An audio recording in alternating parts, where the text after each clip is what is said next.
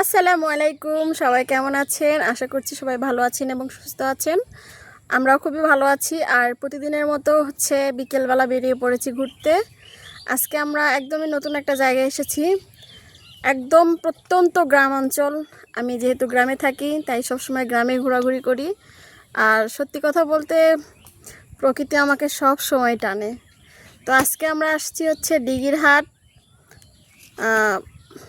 কাটাবাড়ি ইউনিয়নে আপনার আশকুর কি যেন একটা গ্রাম, আশকুর। তো এখানে একটা পুকুর পাড়। এই তো বট গাছে নাকি ভূত থাকে, তো জানি না বট গাছে ভূত আছে নাকি আমি ভূত। তো যাই হোক, আপনাদেরকে একটু সুন্দর করে দেখানোর চেষ্টা করছি। আর এদিকে আমার ছেলে খেলা করছে। হাই বলো পাপা। হাই। তুমি ভালো আছো? হ্যাঁ। দেখানোর চেষ্টা করি।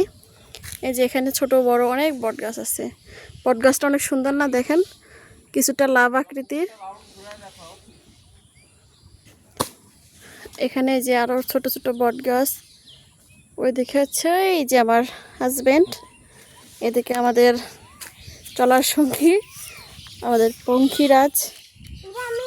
এই তো এটাই সেই পুকুরটা। যাও যাও ওঠো। আর এটা সেই বট গাছ, বড় বট গাছ এটা। ওইদিকে অনেক বট গাছ আছে, ওই যে পাড়ে, পুকুরের পাড়ে অনেক বট গাছ আছে। তো এই যে যেটা বলছিলাম আর কি, এটাই এই পুরো পুকুরটা। আমরা সত্যি কথা বলতে খুবই এনজয় করছি। এটা এই যে একটা পরিত্যক্ত স্কুল বা কোনো একটা প্রতিষ্ঠান হবে, যেটা এখন বন্ধ আছে। তো এই যে যেটা বলছিলাম, প্রত্যেকটা বট গাছই অনেক সুন্দর, তবে এটা বেশি সুন্দর, নতুন পাতা গজিয়েছে। এই যে সূর্য একদম ডুবো ডুবো অবস্থা।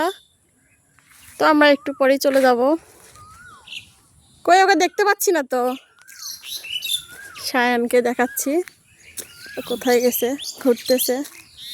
সায়ান, তোমাকে আমি দেখতে পাইনি, তুমি কি করছো? খেলিচ্ছ? তাই ভালো লাগতেছে তোমার? কেমন ভালো লাগতেছে? পাপ্পাই দিকে তাকাও একটু, সবাইকে একটু হাই করে দাও। তো যাই হোক, এই তো আমার ছেলে। আমি এখন বিদায় নিব আপনাদের কাছে। সবাই ভালো থাকবেন, সুস্থ থাকবেন।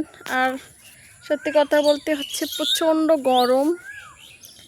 আর এখানে আসছিলাম একটু প্রকৃতির বাতাসের জন্য, যদিও সেটা নেই। যাই হোক, সবাই ভালো থাকবেন, সুস্থ থাকবেন। ধন্যবাদ সবাইকে। বলো পাপা।